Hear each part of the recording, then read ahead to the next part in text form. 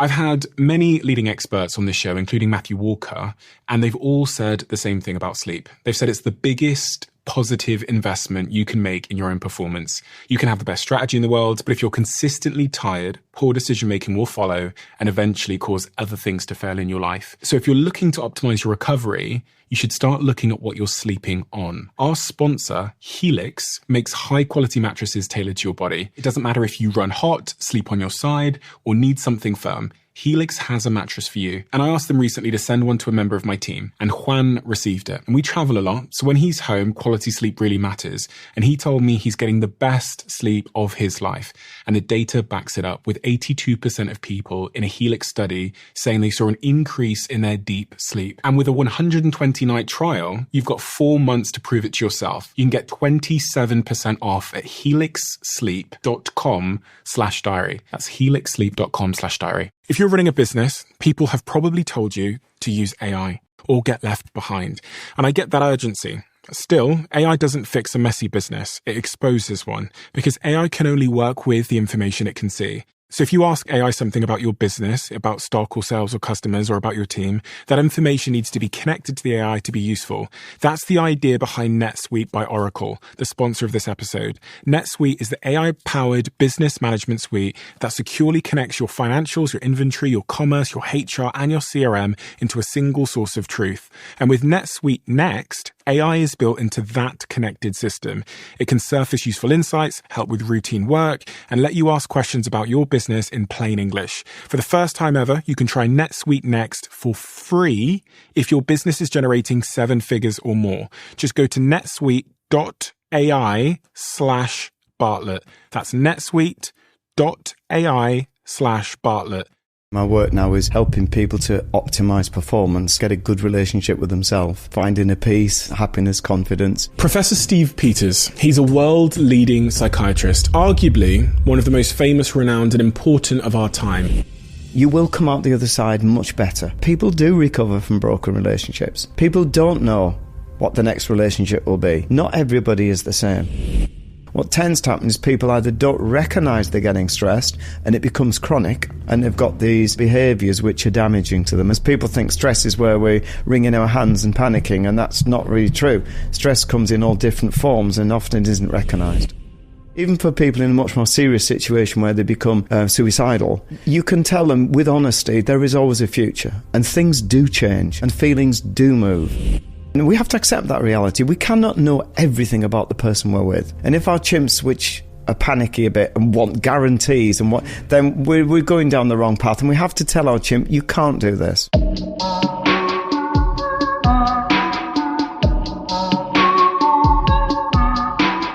Professor Steve Peters.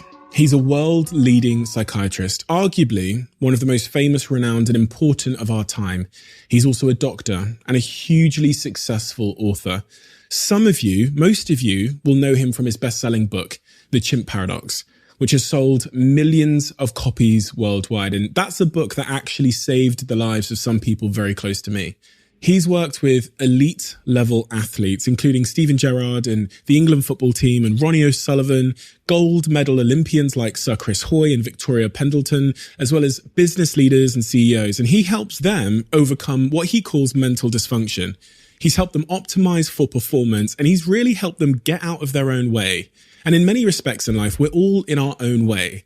Steve's invented this groundbreaking concept called the chimp model, and it focuses on how there's these kind of 3 parts to our brain. The first part is called the chimp, which is our sort of desire to be impulsive and irrational and emotional and short term. The second part is what he calls the human, and you'll hear him talk about this, which is logical and rational and thinks in terms of facts and thinks things through in the long term. And the third part is what he calls the computer, which is our set of core values and beliefs. Steve's work focuses on how we can manage and control the interaction between these 3 parts of our brain. And we all have these 3 compartments within our brains. And if you can understand them, if you can understand these 3 elements, it gives you greater power to utilize them to be happy, successful, however you define it, and to live a much more fulfilled life.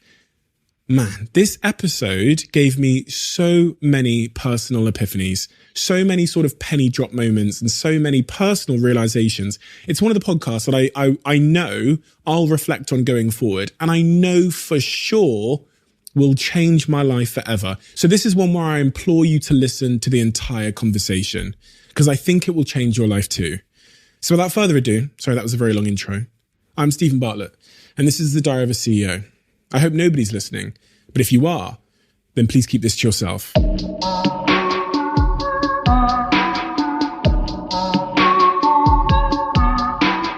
Professor Steve Peters, thank you for joining me today. I've been a big fan of your work, as has a lot of people close to me in my life for a long, long period of time. Where I wanted to start with you is with a question, which is, how do you define yourself professionally? And I've read about the diverse amount of work you've done across multiple sectors with sports stars, with leaders, with the NHS, with the fire service, with a broad spectrum of people. But what is the sort of basis of your work, and how do you define what you do? Okay, well, thanks for inviting me. Coming from a medical background, I define myself as a doctor who is specialised in the mental health area of medicine. And then moved a little bit sideways into just mentoring and helping people to gain understanding and insights into the way that their mind functions, and then applying that into wherever they take me. So effectively, I'm an educator with a medical basis, but I still have patients I would treat. But generally my work now is helping people to optimize performance or get a good relationship with themselves. Finding a peace, the kind of things people want, happiness, confidence, or even things like high-performing teams. So a vast spectrum, but the basis of all of this is, do you understand what's going on inside your head? Do you understand yourself? And because some people are easily confused between psychiatry and psychology. Mm-hmm. What's the distinction as you see it? Well, the distinction is that psychologists are expert in usually a specific area within psychology. So educational psychologists would look at how we educate children and adults and how they learn best, whereas you might get a clinical psychologist still work with someone who's got maybe depressive illness and look at the cognitive aspects of that, the way we think and behave. A psychiatrist is a medical doctor, so we tend to treat mental illness as opposed to dysfunction.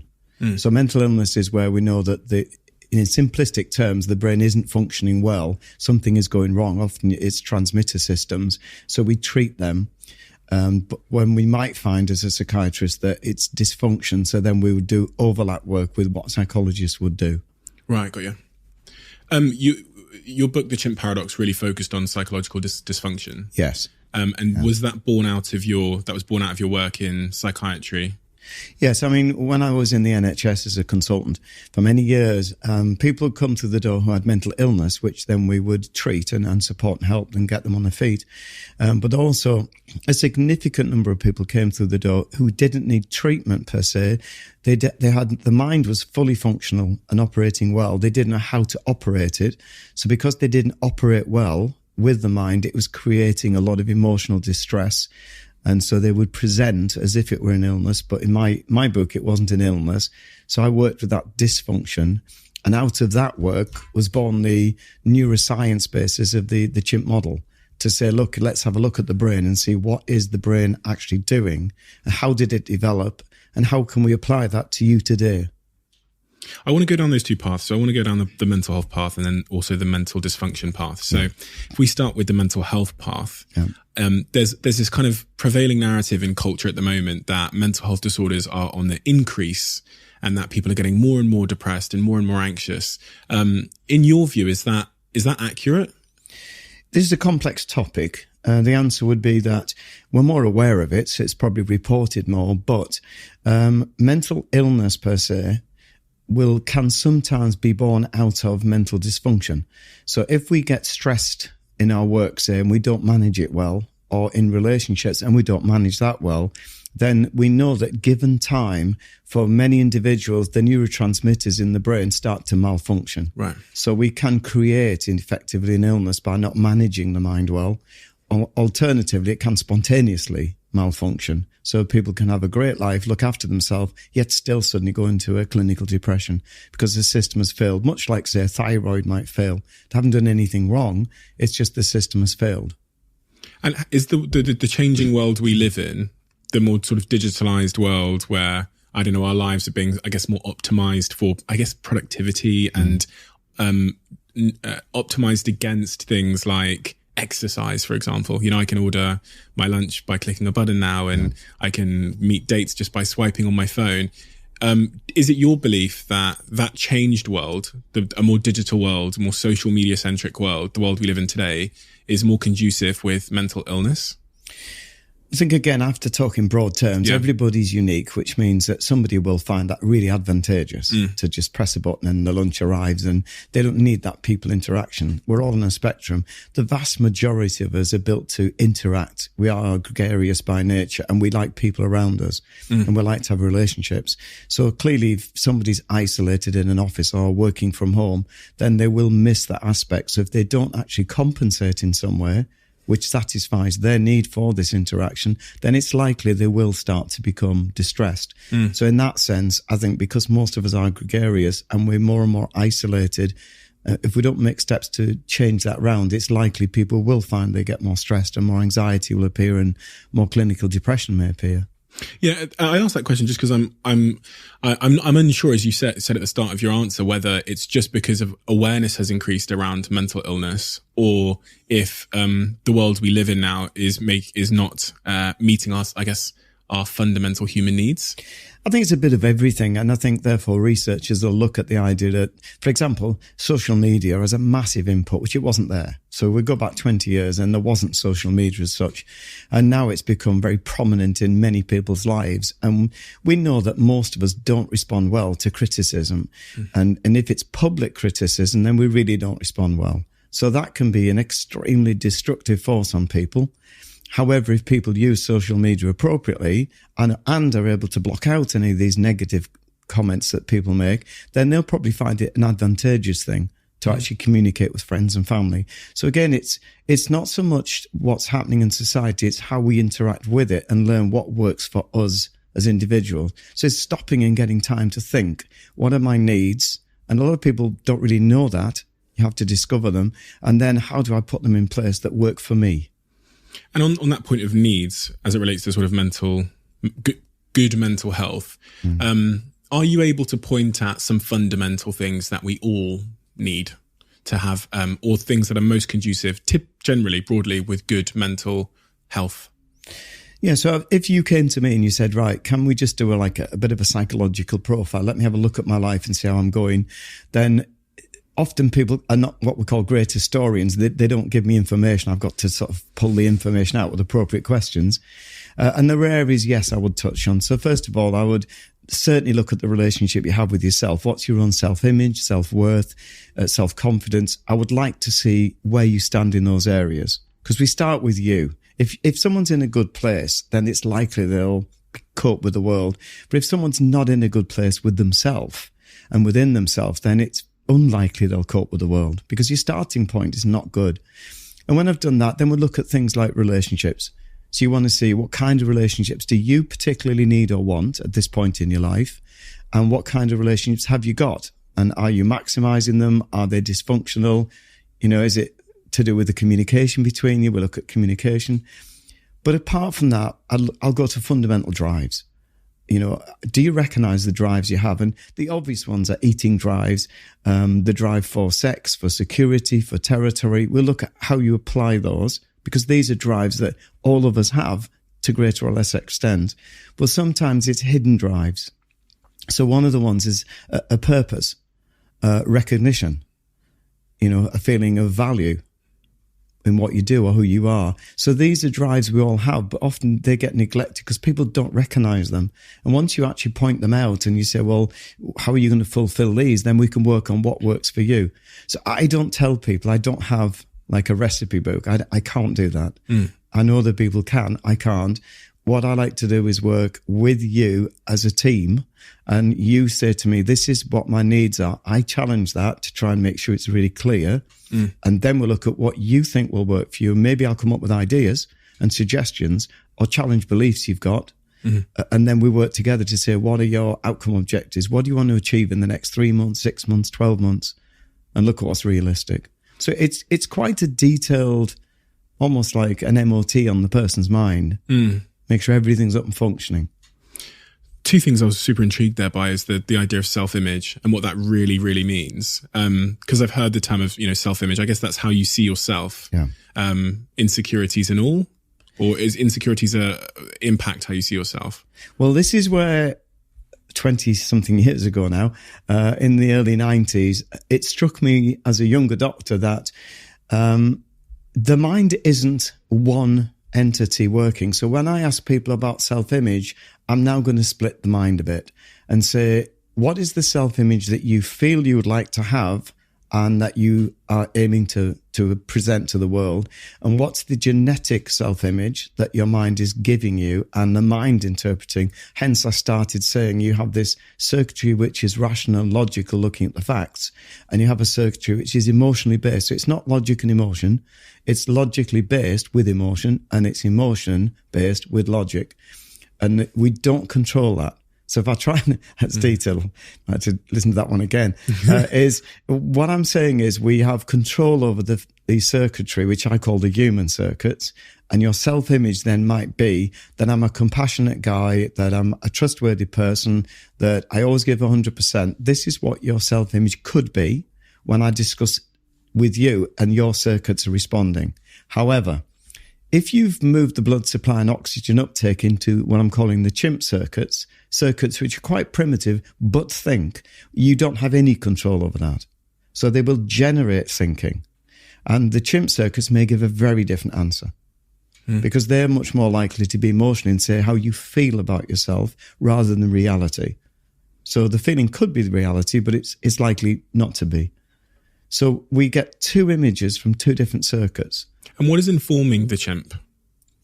Right. So the chimp, when it starts off in life, this is getting heavy neuroscience. As we develop in the fetus, the chimp circuitry, which is the orbitofrontal cortex, heads it up. This is a part of our brain just above our eyes, starts to think, but it thinks in an emotional way. So it reacts to things. It doesn't think ahead with consequence. It reacts impulsively, and it relies on the center of the brain, the rest of the limbic system. It's part of the limbic, to actually store our experience as memory. So, for example, if a child gets told off at the age of 2, it's likely to be in chimp circuitry. Then if it wants to avoid being told off again, it will conceal what it does. So if it's eaten a chocolate biscuit, it'll just try and not get caught. Okay, because its impulse will be eat the chocolate biscuit, but then it will learn, but if you do, you can get caught, you get told off. So therefore conceal being caught. So this is impulsive and not thinking of long-term consequences or values, or because this circuitry just does impulsive. How can I get what I want and get away with it with the least emotion or painful emotion? Whereas what happens when we're around 2 is a secondary system, the human circuits start to develop. So these run from the top of our head, almost like a vertical one, down into the center of the brain. And this part, the dorsolateral prefrontal cortex, we have control of. This is our active thinking, conscious awareness of things like future time. So we look at consequence. If I steal the biscuit, what will happen? Is there an alternative? And now our values start to come into play. It's not the right thing to do. Whereas the chimp brain doesn't work with values. It has values, but they're not our values. So we then start having this battle in our heads. But that circuitry doesn't come in till we're 2-year-old approximately. So that's why we don't have memory before 2, because it's not actually functioning. And it stores factual memory rather than emotional memory. So when you say what informs the chimp has got all this intuition, and intuition is previous experience of what happens. So as it's going to take the chocolate biscuit, the chimp's brain will remind it, this may not be a good thing. It's pleasurable, but it may not be good. So that generally the child now feels on edge. They know what they want to do, but they're on edge. And they don't know why they're on edge until they have to think it through. And then the chimp will remind them, you're getting this feeling because you could get caught. So the way that system works, it gives you a feeling, you interpret the feeling, and then you make a decision. But it's based on feelings. What was the prehistoric use case for the chimp? Well, the chimp brain, I mean, I use that because when I looked 30 years ago, I looked at the human brain and then compared it to the hominids and spoke to specialists in the hominid group who were saying that the chimpanzee's brain is almost the same as ours in these particular circuits. So that's why we find them entertaining, because they demonstrate what we do. Yeah. You know, and they will be devious and they will be quite violent. They're also compassionate, but they're all impulsive and not thought through well. And when I looked at that with the other great apes, so the orangutan, the bonobo, the gorilla, they didn't actually have the same circuitry as the chimp. And I couldn't wait for the research, so I jumped the gun a bit and called it the Chimp Paradox, because in the last 2-3 years, it's been published now to show that the chimp brain and our brain is closer than we thought. Right. In the way that we think with that particular circuitry. So that's why I picked the chimp. But it's seen in all animals, and it's a defense mechanism to protect you. So obviously eating the biscuit's a good survival mechanism. The fact you might get caught is incidental.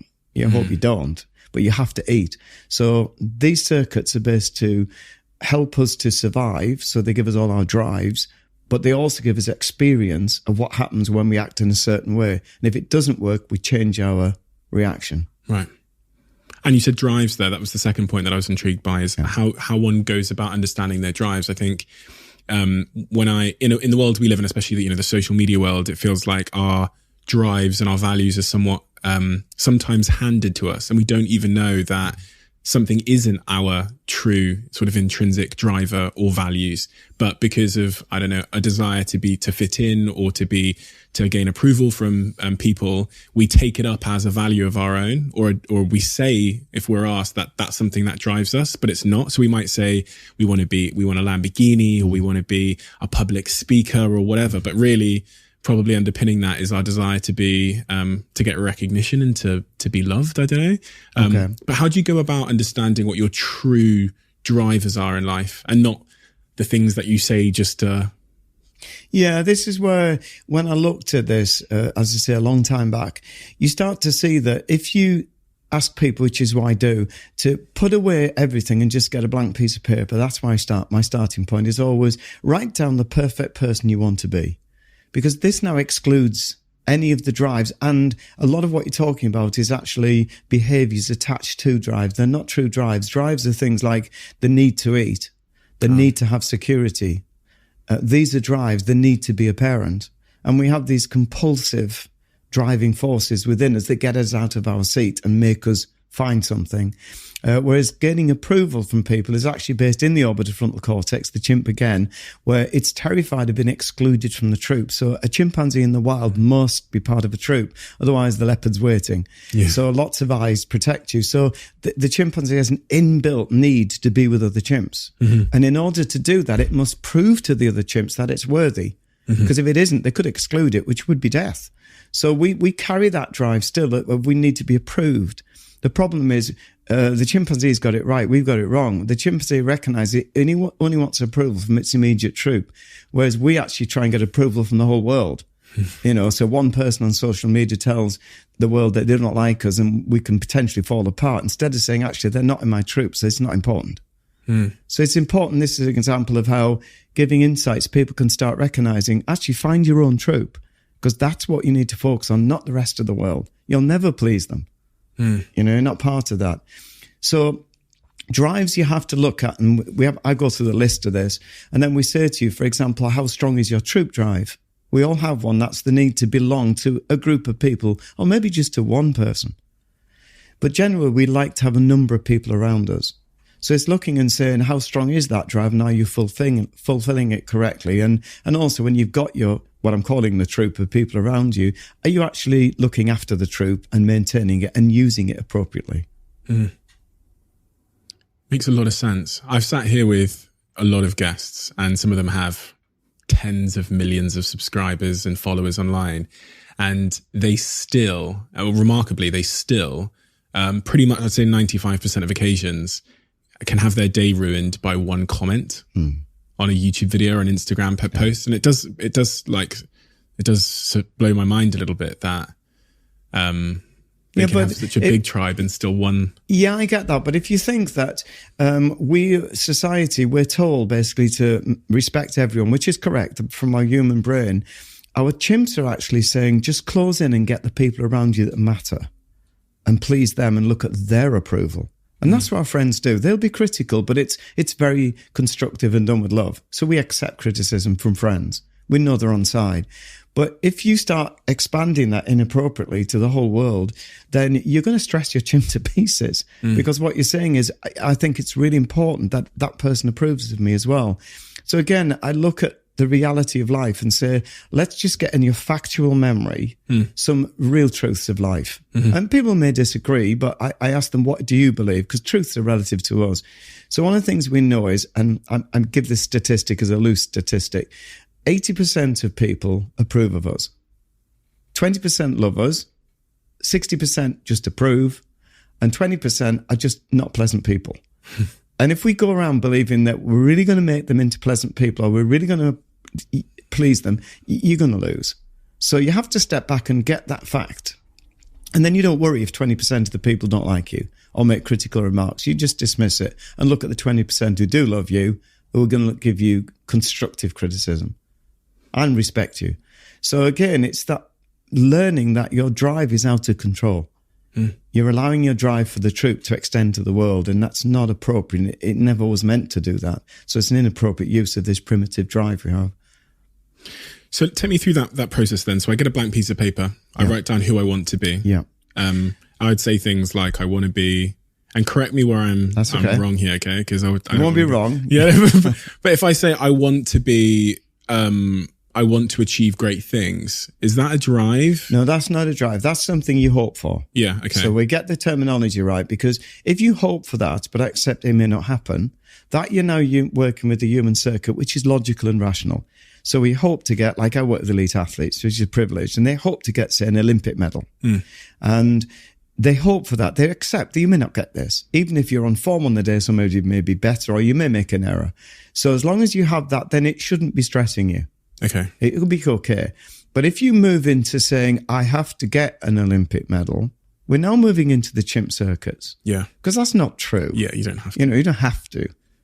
But if somebody absolutely says to me, you don't get it, if I don't get that, then life's not worth living, I'm not going to argue. What I'm saying is that's a choice you're making, and you must also accept the consequence. So I can't change that. So when you start your list, what I'm really asking for is, what are your character traits? So discipline. Yeah, I mean, again, I would test the water because I don't know what you're going to say here. Yeah. So you're on the spotlight. I'll just do a quick one for you to say, would you like to be a really nice, good person, or would you like to be successful? You can only be one of them. Which would you prefer? A really nice, good person. Right, so I know where I stand with you now. So we have to now make sure that you understand that's the prime reason that we're going to do the work, is to get you to be the person that you want to be. This is the good news. If you write on a piece of paper the perfect person you want to be, so give me some more character traits. All the things that come to mind are the impact I want to have on those that encounter me. So so you want to be inspirational.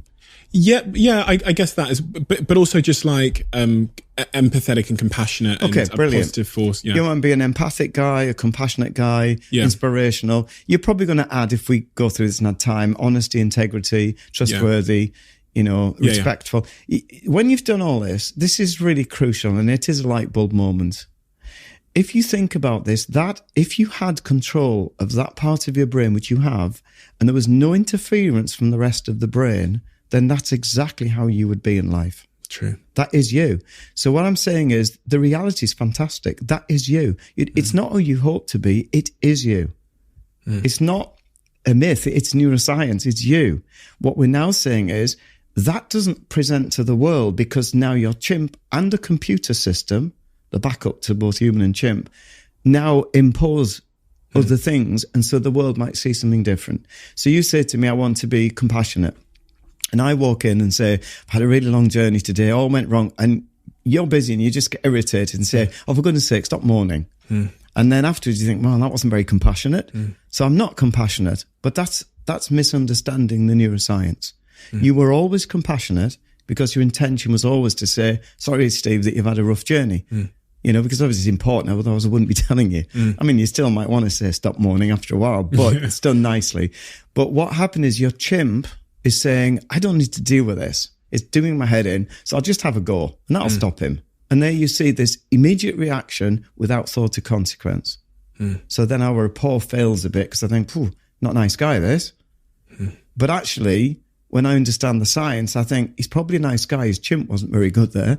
Yeah. That's very different to you going away at the end of the day thinking, what's wrong with me? Why was I lacking in compassion? The answer was, get the neuroscience right. You've never moved position. You're always a compassionate guy who's trustworthy and honest and so on. Your chimp has interfered. Now, it's very critical. I expand on 2 points here because the listeners are going to go, hang on. This is not an excuse model. 100% I'm tough on people. It's not an excuse model. You're 100% responsible for managing the chimp.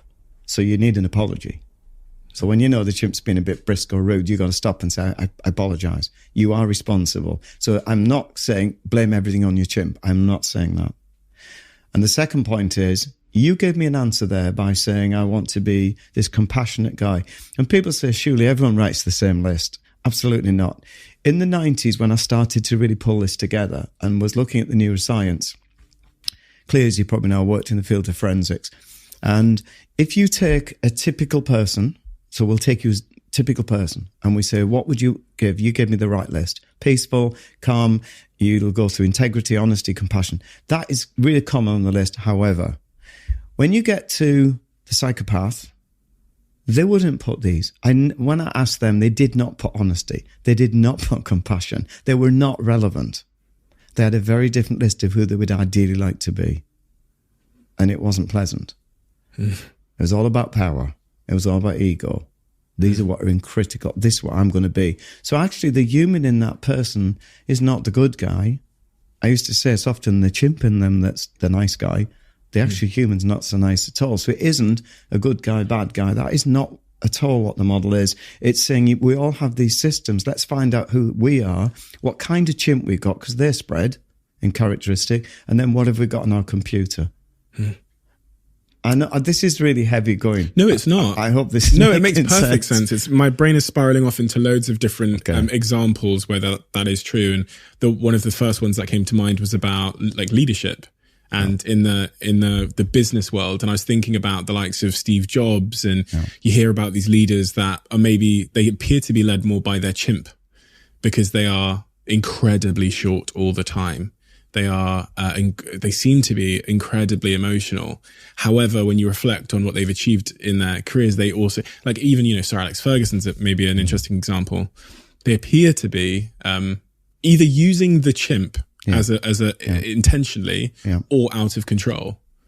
Yeah, I mean, again, there's nothing wrong with the chimp. People said to me, you paint this picture of this like terrible being in our heads. And I've never said this. And when I wrote the Chimp Paradox, it's in the title.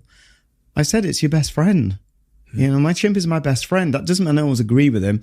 And I always say to people, I see him as this inept best friend who doesn't do the best things for me at times, but he means well. So I know this part of my brain is 100% on side. It just operates in a way that maybe I don't agree with at times. But it does, I learn to communicate with it so that I can get it on side and harness its power. So the chimp is the part of the brain that gives us a sense of humor. The human doesn't possess that. It's the chimp that recognizes anomalies and makes us laugh. It's the chimp that has intuition. We haven't got that. The chimp reads body language. We haven't got that. So our human circuits fail. So this complementary circuit, when it works together, we know, even if you go to the corporate world, that business decisions that are made with logic and emotion are the best decisions. And that's emphasized in neuroscience, that we know decision making by both human and chimp circuits together are the best decisions. So you use your chimp's intuition and its enthusiasm and its drives, but you harness them and you channel them, so you learn, which is what this is all about, mind management. So you start saying, I've got this amazing machine now, but it's almost like a living machine. I'm going to get it on side and help. So I agree with these people, their chimps will drive them to be successful. I'd like to think that my chimp's really very, very strong. But it's on board because I manage it, and it knows I'm not against my emotions and my emotionally based brain. I'm not against them. I use them. I think, what's the message they're telling me? So any emotions we get are messages. They're not meant to be engaged with. They're meant to be worked on so that you actually use them. I wanted to talk about exactly that topic, which is like managing your emotional reactions across different facets of life. And I think let me just give you an example of a situation that I went through that I wrote about in my book. So I'm just going to be completely honest because that's what I tend to do on this podcast. I broke up with a girl, and like 2 days later, I found out that she'd slept with somebody else. And even though I'd broken up with her, when I read the message that she'd slept with somebody else, my brain, revenge, message her, destroy her life. That's what my brain said to me. But and I'm at a place in my life where I feel quite secure in my self-image, let's say. I don't feel particularly insecure. I'm a confident person, but even I couldn't seem to get a grip of my own desire to react emotionally in that situation. And really interestingly as well, it was actually my friend calling me. I went to the gym. I thought maybe I'll go to the gym and that'll like clear my head. It was my friend calling me, and this, I don't know where this fits in psychiatry, but my friend said to me, Steve, just remember, you broke up with her. She's probably doing this to make herself feel better and to, rebound or whatever. But that was one of those key moments where I was like, oh God, like the damage you can do if you don't know how to control that like primitive urge to just. Okay. You've covered a lot of ground there. That could be an hour's work here. So I'm going to take it back and try and go very steadily to try and drive home. There's a lot of areas. One is, first of all, what would you expect somebody's mind to do confronted with the same situation? What would you expect them to do? Probably the same thing. Exactly. So nothing abnormal happened. There wasn't a problem. You're saying this is absolutely healthy and normal, but maybe not helpful. And what you really said, because you've told me this, if it wasn't a problem to you, you wouldn't have mentioned it. So clearly your human brain is saying, I don't want to get revenge. That's not what I want. What I want is to just be calm and collected, accept the reality of it, and move on. Unfortunately, we have to learn now how the mind works. So it's like saying you went to the gym, so therefore you're a fitness man. If I said to you, right, I've never been to a gym for 30 years, I'm going to go tonight, and at the end of the day, I'm going to be super fit. And you laugh because, that's ridiculous. It's not the way the body works. So we have to now look at another aspect. So now we know it's normal. How does the mind work when we get a really nasty shock and something which is devastating? So the reason that Chimp is there and the reason we're here is for us to be safe and present the next generation to the world. That's what the Chimp's agenda is. So what happened there is the generation that you thought you were going to get was taken away from you. So this is devastating. So we expect you to be devastated. We also expect you to accept the mind is going to now grieve, and it'll take approximately 3 months, give or take. You're talking about heartbreak here. Yeah, you've got to grieve. So the mind has a rule on the way it deals and processes grief. I can't speed that up. So if I meet you that night and I say, right, I'm going to get you out of it, I'm going to fail. Because you have to go through these ripples and work it through. So your human brain can do it in seconds because that's logic. She's gone. She was dishonest. It's a good thing. She's gone now. No more wasted time. Yeah, that's easy. But the emotional chimp brain has got to process it. It cannot do it overnight. So you've got to now allow around a 12-week process. And you're going to go through various stages of grief in the loss of what is a very significant relationship. And on top of that, there was another insult. It wasn't just she said it's not for me. She slept with someone else. So that is really going to get your chimp. We expect it now to be devastated. And your chimp's reaction, some people wouldn't, but it's common that it wants revenge. It wants to say, right, if you did this to me, you're going to suffer now. In reality, what you've just said by your nodding is that's not what I want. I just want to move on and accept it wasn't for me. She did what she did. That's her problem, not yours. And what your friend did is start to try and turn it around with some facts to calm your chimp down and say, because it always looks to the computer, let's look at reality. And the reality is, if I said to you, this girl is going to come back into your life and will bring all that pleasure you used to have, but she's going to have affairs every few weeks. Is that what you want? No. So you did break it up. Yeah. So you try and look at it in a different way and say, let's look at the reality and the facts of the situation, but you cannot stop the grieving. You can't stop the yearning or the bargaining, because guys in your position often go back and plead.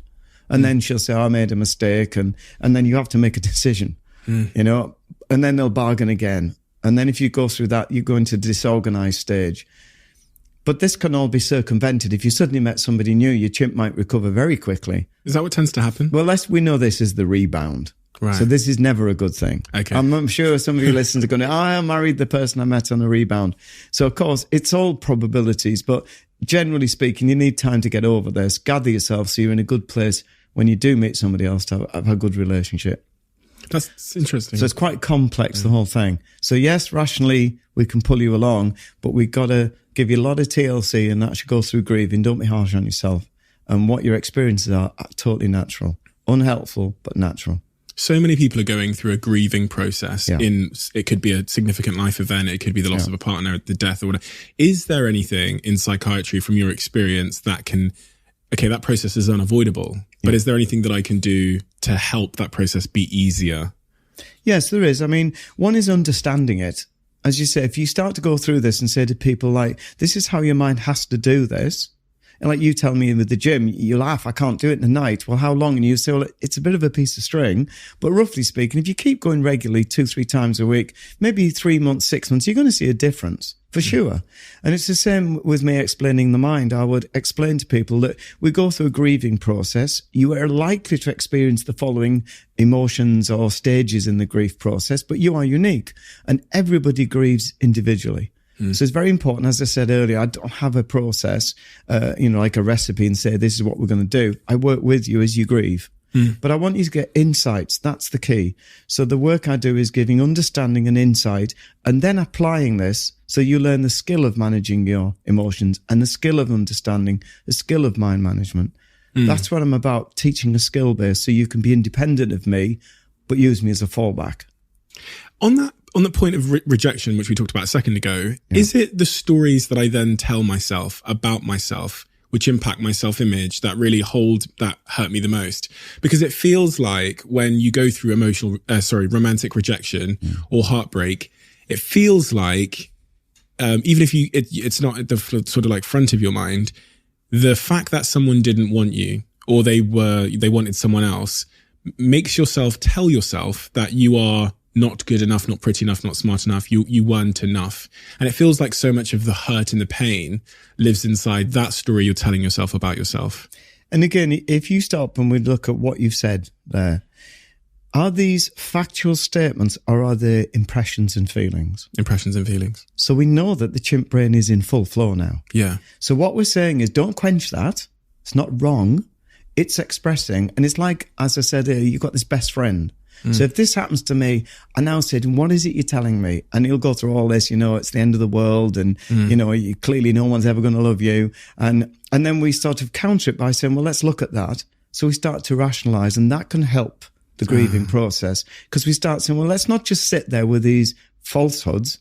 Let's challenge them and let's replace them with truths, not brainwash. It's no good saying, for example, say I'm your best mate and you've just fallen apart and you say, it's because I'm ugly. It's no good me saying, no, you're really handsome. That's not, that's an impression again from me. What I'd be saying is, let's look at facts. If we look at people in relationships, do people find a partner eventually? And the answer is most people, yes. Yeah. So the chances are very high. And if you can get through this, will you eventually get back on your feet? Is there a future? Yeah. Yeah, there always is a future. There always is a future. Even for people in a much more serious situation where they become suicidal, and obviously it's part of my work, you can tell them with honesty, there is always a future. And things do change and feelings do move. So when you start giving these facts and rationalizing the facts of the situation, that is going to be powerful for starting to settle your emotions. But giving falsehoods, I know you can do it, or that's not going to settle your chimp. They're streetwise. So he'll just keep agitating. Whereas if we talk facts, then it'll settle. But again, there's a key point here. We have to find the facts that resonate with you as facts. Because if I said, like I just did, will you find another partner? What's the general rule? If you said to me, yeah, but I don't believe that everybody does, there's no point in me forcing this truth onto you. I'd have to look for others that might resonate with you. Yeah. Such as if I go out and I actually start socializing when I'm ready, then the chances are I'll increase my probability. So that gives me a bit of hope. You might work with that. Yeah. So you've got to find what resonates with the person. And again, that's why I don't have this recipe. I'm saying discover them, but think around. But you can offer common things. Yeah.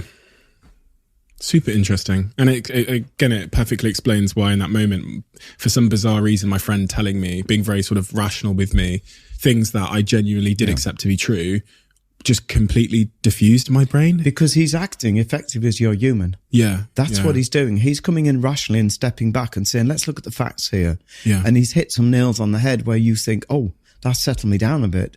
Yeah. So, but what tends to happen is you tend to isolate yourself. Most people do this after this has happened, and they go within themselves and they engage these emotions, which generates more and more falsehoods and distorted ways of perceiving themselves and the world. Instead of being able to, which is not easy, talk to themselves rationally and preempting things like, let's work with reality. It's not easy to do that. So when you can't do it, it's not a failure. You turn to your best friends and they'll do it for you.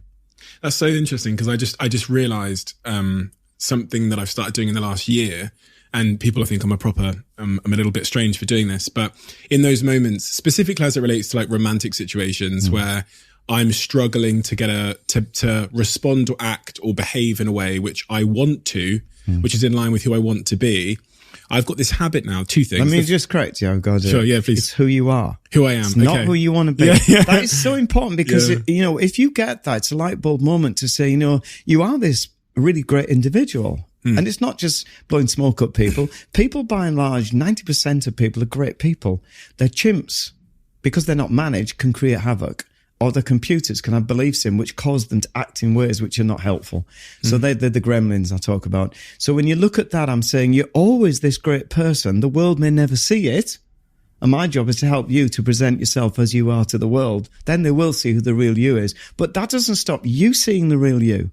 When you get home at night, look in the mirror, don't see your chimp looking back. Look and see the human in you looking back, the real you, and respect that. Because that's who you are. So I've interrupted you. No, but please, thank you for doing that because it's important. And I realize that even the slightest misuse of words can send you down a different path. Exactly. So I'm very keen on making sure my terminology is right as I describe myself and others. So if you see me doing that, please do correct. I write about that in my own book about how just the misuse of one or two words can completely send you down the wrong sort of train of thinking. Yeah. But so what I was saying is there's two things that I've started to do. The first is I now write in the notes of my phone statements I know to be true. Yeah. And the second thing is, this is the slightly strange thing, is I will have a conversation out loud when I'm alone to try and rationalize against how I'm feeling. Brilliant. So I'm going to pick these both up because these are really key points. And this is why I'm going to promote the book now. This is why I was saying that I wanted to share this. These are common features that we have, and there's lots of them.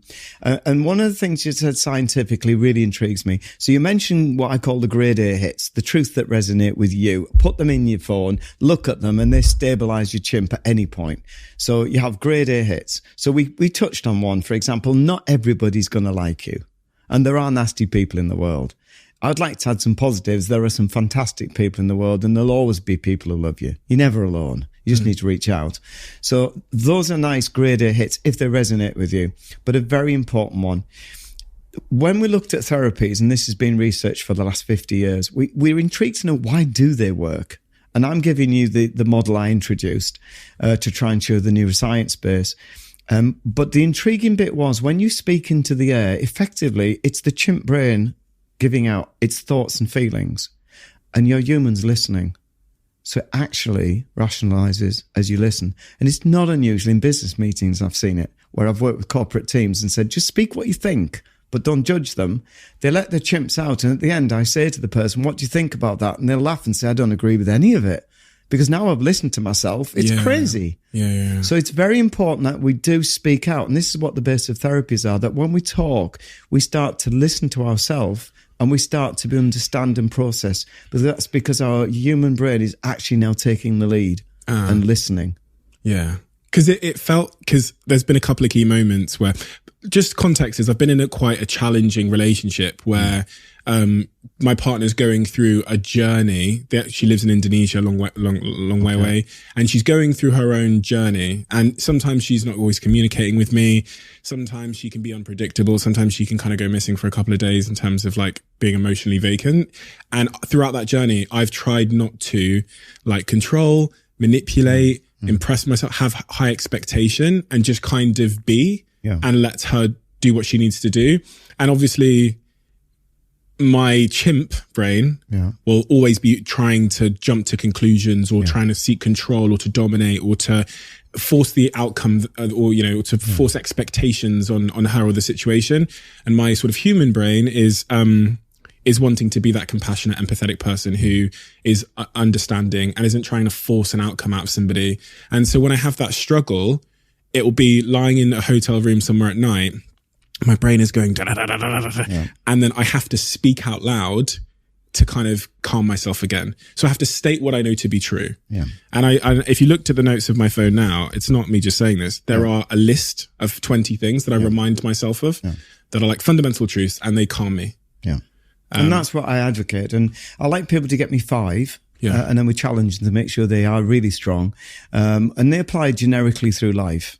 You know, and it does settle our emotional mind down. But having said that, it's not a panacea. It's not like it's always going to settle. Sometimes we have specific experiences which can throw us, and then we have to learn how to manage these emotions. So again, when you say you're in the hotel room and your mind is spinning, stop the battle and I say express your mind. So say to the chimp, exactly what is it you're trying to tell me? What are you worried about? And we have to accept, and this is important, that sometimes our relationships are based on trust. And we have to accept that reality. We cannot know everything about the person we're with. So clearly we'll ask questions and we'll form a relationship, get to know them. But at the end of the day, any friendship or relationship is on trust. And we must accept we will never know. Sometimes we'll never know. And if our chimps, which are panicky a bit and want guarantees and then we're going down the wrong path. And we have to tell our chimp, you can't do this. The biggest thing to follow on to that is, as you've experienced, and it almost universal, you get your heart broken. It's extremely painful. It can damage you. And often you lose confidence in all areas of your life. So it's time to just build back up and give yourself time. But if you experience that and you go with the flow, not engage with it, you will come out the other side much better, much stronger. And then you come in with the factual evidence again that people do recover from broken relationships. People don't know what the next relationship will be. Not everybody is the same. So you start, like you're saying, giving all these grade A hits to it. I'm someone that tries things, and that was one of the things that I tried. Because it felt like the right thing to do when my brain was just losing a bit of control, and it genuinely worked. So I carried on doing it. But it's good to understand the kind of basis in psychiatry. Can I just follow that through? Please. Because I know people listening. And when you said to me, you know, my mind's spinning in a hotel room, there's another really big truth I say to people. Your chimp cannot deal with uncertainty. It's based on, so it's never going to be happy. And your job is to say, look, we have to live with uncertainty. You have to tell it that you cannot guarantee it. It's a bit like going with the elite athlete. You cannot guarantee a gold medal. So don't try, because you're just going to stress yourself. You know, accept that it's a throw of the dice in sport. Life is a throw of the dice. All we can do is try and alter the probability, weight the dice. But there's a big fact here. The chimp can't deal with some outcomes. You can. As adult humans, we can deal with anything. And that's a fact we can put in our computer, which will, again, for a lot of people, will settle down. There's nothing you can't deal with. You will deal with it. The chimp believes you can't deal with it. And it doesn't look beyond. Whereas I'm saying, look beyond and say, whatever happens in life, you'll look back and think, I did deal with life. And maybe we can deal with it quicker if we work with the mind and learn how to expedite things like this and not sit with them. Problems, learn how to move it forward and be much more positive. Uncertainty, stress. One of the topics you write about in your book, A Path Through the Jungle, but also I've been quite intrigued by over the years, is the idea of stress. I think it's been painted as a really negative thing, something for us to avoid at all costs. But from what I've understood, that's not necessarily the truth. Stress can be a good and a bad thing. Yeah. I mean, trying to just go to the neuroscience again, if we look at where stress comes from, it's a good thing, provided we act on it. If you have go on a Big Dipper ride, your brain releases a lot of noradrenaline. And we know this is a good thing. You get a thrill from it. But if you keep on being in a stressful situation, noradrenaline stays high, and that now becomes damaging to us. And it's joined by the big one, which is cortisol. And there are other negative hormones and transmitters. And so these, when they're held at high levels, become damaging. Right. In short bursts, they're actually healthy because they can wake us up to saying, right, you need to act. So we do have resilience hormones coming in. And they will then give us an opportunity, as long as you recognize it, to say stress is welcome, provided I act to remove it. There's something I need to do, whatever's causing me the stress. What tends to happen is people either don't recognize they're getting stressed and it becomes chronic, and they've got these habitual behaviors which are damaging to them, and they don't even recognize them. And then they get symptoms of stress which they also don't recognize. Because people think stress is where we're wringing our hands and panicking, and that's not really true. Stress comes in all different forms and often isn't recognized. So, for example, we know things like all your drives may go out. So your eating drives, sex drives, sleep drives, these all start to falter, can change in any direction. But also things like irritability, suddenly finding you've got short fuse, constantly bethis is usually an evidence of stress somewhere in your life.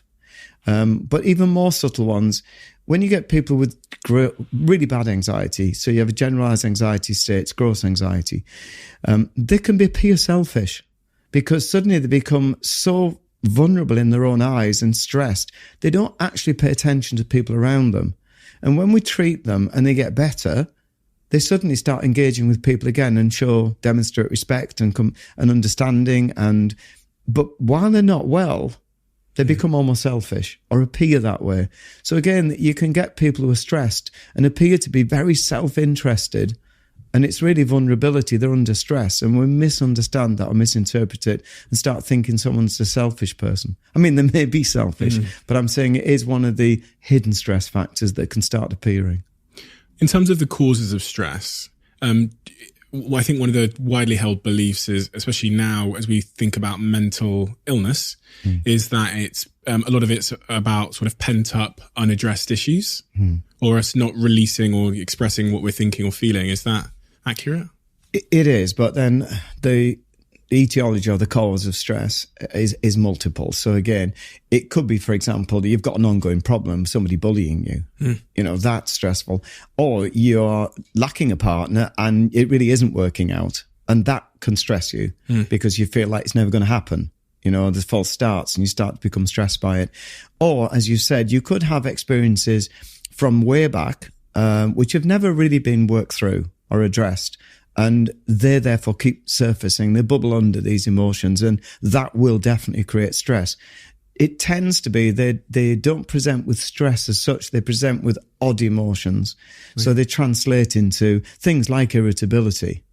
And when you say, well, let's look at why you're being irritable, it's unaddressed issues that you need to get up to the surface in the time you want to do it, and then clear the computer system, as I'm calling it.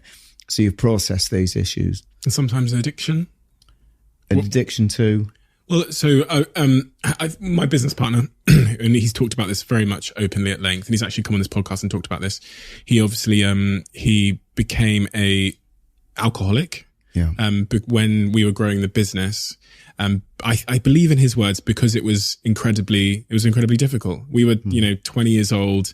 We had, hundreds and hundreds and hundreds of employees all around the world, and we'd never done this before. And, we were living together, and I think the pressure of the business, and the stress, as he would describe it, meant that he was turning to alcohol to cope. Okay, so two separate things again is like, I don't know, because I'm just giving like a little potted history. Sure. So clearly, alcohol is a coping strategy, a very poor one. that people use to get social confidence, for example, or remove anxiety or even depression. And generally, it won't work out. It will end up being a problem within itself. But alcohol disorders are then, in approximately 1 in 8 people, will change the brain in the way it functions, and they then get these cravings and addiction. Whereas a lot of people, it's more a behavioural addiction. So it's a case of getting new behaviour, work out what's causing the problem, and we sort it, and they can stop and drink alcohol socially. But we have to accept that genetically, some people, I'm going into my medical role here, I worked with alcohol services for some years, and patients who are addicted, they actually have a different brain system. So we know that their brain will cause craving, and they will respond to certain medications that behaviourally drinking people won't. So again, it's learning which group you're in, and they must abstain, because we know that if they drink small amounts of alcohol, it sets the system off again. So we get this repeat behaviour, and we have to say, unluckily, it's no different to someone who can't drink milk. If they've got lactose intolerance, the answer is you can't drink milk.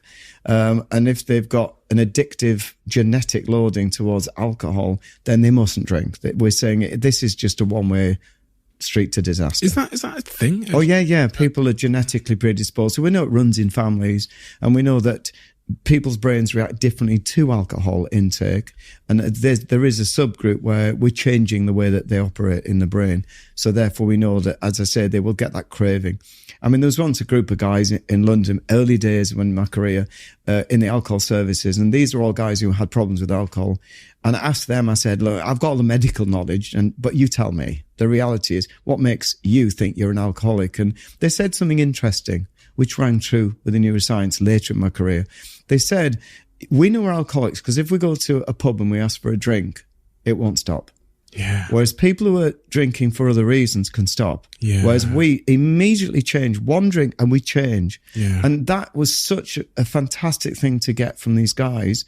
I'm indebted to them because it was almost a question I'd ask, and it seems to run true. Yeah. Nearly every case, I know now we've got a problem. Whereas if people say, no, I could stop and I don't, bite my nails when I leave, I just think, okay, I'll have one today. But someone who's got a true addiction, a physical addiction, they said their mind changes. After one drink, it's just completely different. And you can't stop. The craving appears. I've been saying, when I talk about my business partner, Dom, and he doesn't mind me talking about it because he's been, as I said, he's been on this podcast to talk about it. He's very, very open, and he's a big public speaker about the topic of alcohol and sobriety. But the way I would describe my experience with him and my other friends is just as a graph. So Dom's drinking, if he had, and I'd say this, I've said this multiple times, if he had one, the line of the graph would look like this. Mine would be, I could have 3 and then stop. Yeah. So his was always like this. So if he went to the bar, I knew the end of the night would be him falling over because there wouldn't be the thing in his brain that stopped him. He can't stop. Yeah. And whereas I can have 2 and I'm like, oof, that's me done. Or I don't need any more. Or, whatever. And that's interesting when I started looking at this, and we've detoured a bit, the neuroscience behind it brought me back to the chimp model, because we know that we make decisions from either the chimp system or the human. And when we drink alcohol, it actually interferes with the circuits of rationality. So the human effectively gets disabled. So now our chimp is fully in charge. So it does impulsive things, which the next day it may very well regret. And that's because at the time, the decision making they've got is impaired. So, and, most people say, oh, I'm better for a drink. It's interesting that most partners say, no, they're not. They're not. So the brain actually fools itself. So there is a biological basis behind the decision making we get when these people have got addictive genetic personalities, so that they actually can't stop. I'm conscious of people thinking that, because we'll all know a friend like that. Yeah. But it doesn't necessarily mean they're an alcoholic, does it? No. I don't personally like the term. I think we just look at the fact that they're addicted to a substance of some kind, or they've got a craving. I'd much rather give that terminology, otherwise it feels a bit judgmental. So I'm just saying, how do you use alcohol? Do you misuse it, or do you use it appropriately? Where do you fall? And if you've got an addiction to it, then let's look at that addiction and see whether it's a physical addiction or a psychological addiction. So again, it's like going through a grid to make sure we get the right thing for the right person. One of the things you talk about extensively is about forming habits. Yeah. And a lot of people in my life recently, including myself, have tried to form habits, especially during the lockdown when so much of our lives was, our habits were broken, our cycles were broken because we were all trapped in our houses. So whether we, had formed a habit of going to the Starbucks, then the gym in the morning or whatever, we had our habits broken. So I spent a lot of time thinking about how I could form healthier habits in my life. One of them was working out every day. And one of the sort of, I guess, popular narratives is that if you do something for 21 days, it becomes a habit. What is the truth about habits and how we form them? I mean, there's a lot of research on this, and they're a little bit contradictory. Sure. So read and believe what you like. But I mean, the general feel is that if you look at why we form a habit, it's either consciously done with a belief system under, or it's unconsciously done. We aren't thinking about it. A common one, for example, a poor habit is, and I use this a lot when I do keynote speeches, to say to people, when you go home, if you're with a partner that you love, how do you present to them when you arrive? And it's amazing how most people mourn, which, they've not thought that they don't want to see somebody mourning. You don't meet someone and say, you could have this every day of your life. I'll come back and see you. So what you do is you walk in and think, what habit would you like? And the belief then is, if I go in mourning, they could leave me. Yeah. This could damage. Now that's going to shift your habit. So once you've turned the belief around this, you're unconsciously doing it without thinking, this is damaging. And so if you actually sit down and work that out and put it in your computer system, then when the chimp gets through the door, it's not going to mourn. Because what the chimp has to do scientifically is consult the computer before it does anything. It all happens in a tiny fraction of a second. But if the computer's programmed to say, don't forget, it will unconsciously remind the chimp, you need to be in a good place when you walk in, because that's what they're going to decide on whether they're there the next night. Mm-hmm. So you start to recognize that being someone who moans all the time or complains when you first meet someone isn't ideal. So we have these unconscious habits which we're not aware of, which we can bring to conscious by starting to look at our life and say, is this how I want to be? But you have to ask the question. Or we have habits like we eat too much. Now, these are different because the first one wasn't based on a drive. It's just based on a behavior that we've got into a pattern. The eating habit's much more complex because now you've got not only a behavior that we've got into, like eating too much or eating the wrong things. We're driven with an incredibly powerful survival drive to eat. So now we have to deal with two aspects. One is, what is it, the habit that we want to get, and what are the beliefs we're going to underpin with it, and how we're going to manage this drive. How we're going to fulfill the drive in a way that our chimp's happy, that it's got its drive fulfilled, and we're happy. Mm. So now you really have to look at that. So that's a big battle. That's not an easy battle, but it can be won. It can be won. So again, habits are not straightforward. Mm.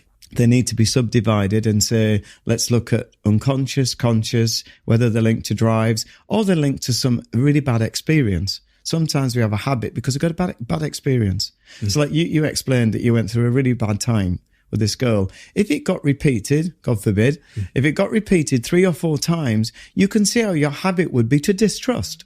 Yeah. And it would become a habit. Because your belief is that these women are not trustworthy. And suddenly your chimp generalizes, all women are like this. And you hear guys saying this. And clearly that's so untrue, you know. And so with you, I'd be looking and saying, when you meet this, what are you looking for in the girl?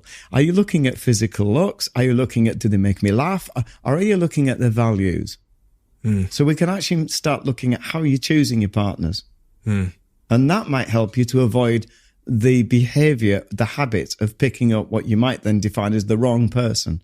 And worse, even to blame yourself then, instead of saying, right, let's analyze this. So again, there's habits there where it's based on your belief of what you've experienced, or you're letting your chimp make decisions instead of your human saying, hang on, can I make decisions from a more rational basis than just keep deciding on an emotional basis? There's a lot of reflective work that goes into being able to understand and kind of rewrite those like spot, understand and rewrite those beliefs you have. What is the path to reflection for, you know, not everybody can go and see yourself every day and chat to yourself. I mean, I'm going to mention the book now. Go ahead. Not trying to promote, but Obviously, I've helped a lot of people, and it's been a massive privilege. It's very humbling when people do well. But one of the complaints people said is exactly what you said. I can't work with everybody, and I've got a team. So we'd run lots of stuff, workshops and one-to-ones. However, for Joe Public, some said, I want to work on my own. And so I wrote this Path Through the Jungle as a manual with lots of diagrams, lots of science references this time for people who want to follow them up. I hope it's really readable. And it starts from square one and says, let's look at the structure and your function in your mind. Then it takes you through a journey almost through the mind, saying, let's look at how emotions work. We talk about grief processes and relationships, talking about interacting with others. So I've done a lot. And basically what it leads to is eventually you learn how to become robust and resilient. In other words, get yourself into a great place. And this takes you with practical exercises that you try out and find the ones that resonate with you. Across 8 stages? Yes. Understanding your mind, emotional management, working with emotions, changing habits and managing life events, the 2 main stabilizers of the mind, creating a stress-free lifestyle, optimizing interactions with others, and then stage 8 is pulling it all together. One of the last thing I really wanted to talk to you about was this idea of fear of failure, which I think underpins so much of, specifically for my audience, one of the big barriers in their life. I get thousands of messages every week, and it's people trying to take that step to start their business or to, start that hobby or pursue that dream they have. But there seems to be something holding them back. Okay. I mean, I'll just take what you've given me there, because it could be a multitude of reasons. Yeah. As I keep saying, everyone is unique, and that's what's intriguing about working with people. It's fantastic because every person is different. But you mentioned a fear of failure, so I'm going to be controversial. There's no such thing in my book as a fear of failure. What we're really saying, and it's really important, the subtlety, as you said before about language, your fear isn't failure, it's fear of not being able to deal with the consequences of failure.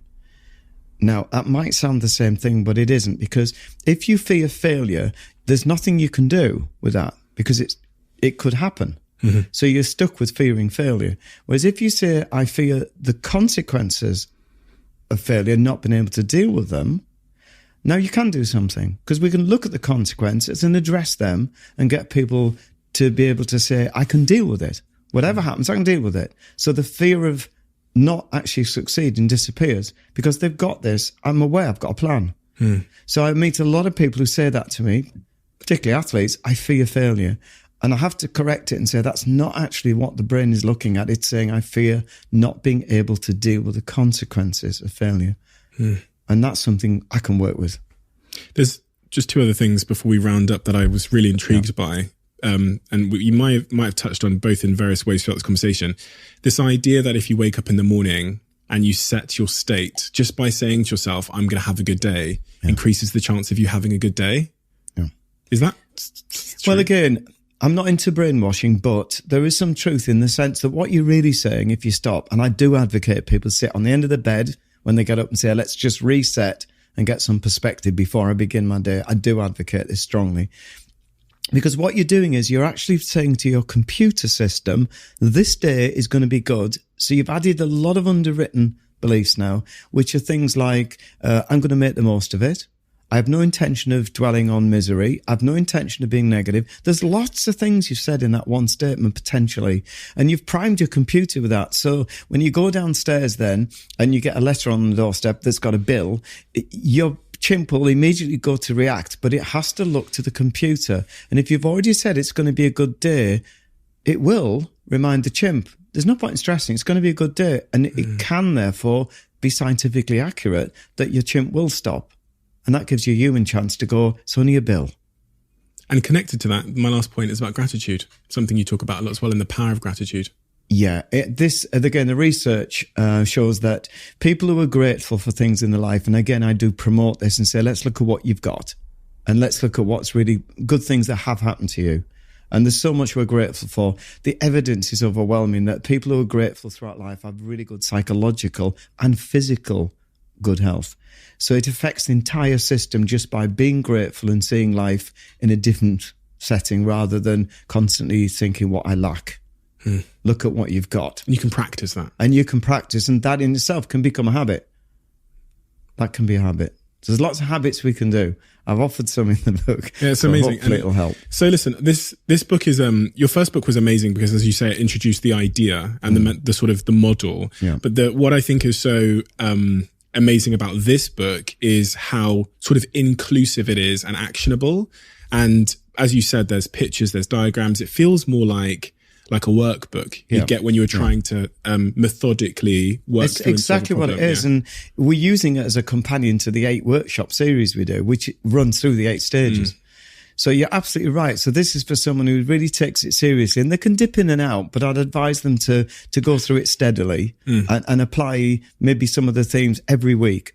Because I think that's how we get them into our life as permanent habits, as you'd say. I can't recommend this book enough because your work has helped so many people. And I said to you before we started recording, my business partner was really struggling with problems in his life. And I said he doesn't read a ton of books, but the book that he did read was The Chimp Paradox, and he evangelizes it and credits it with helping him overcome his alcohol addiction, but really kind of get his psychological psychological dysfunction in order.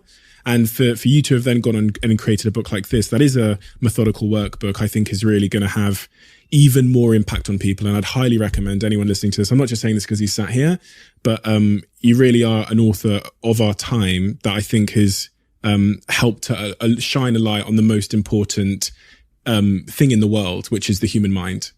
I think that is the center point of all of our decision-making, control, influence, love, happiness, fulfillment. And I don't know a book or someone better to help us understand it than this book and you. So thank you for very kind to say, but don't forget, congratulate your colleague, because I can only offer, they do the work. It's true, yeah. So he's the one who's managed it. He's the one who needs to pat himself on the back.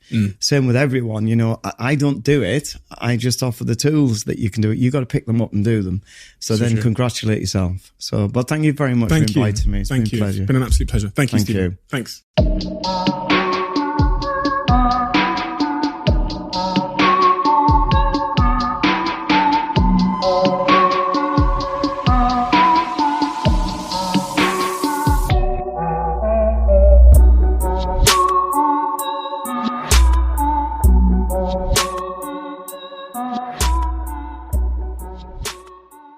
If you're running a business, people have probably told you to use AI or get left behind. And I get that urgency. Still, AI doesn't fix a messy business. It exposes one, because AI can only work with the information it can see. So if you ask AI something about your business, about stock or sales or customers or about your team, that information needs to be connected to the AI to be useful. That's the idea behind NetSuite by Oracle, the sponsor of this episode. NetSuite is the AI-powered business management suite that securely connects your financials, your inventory, your commerce, your HR, and your CRM into a single source of truth. And with NetSuite Next, AI is built into that connected system.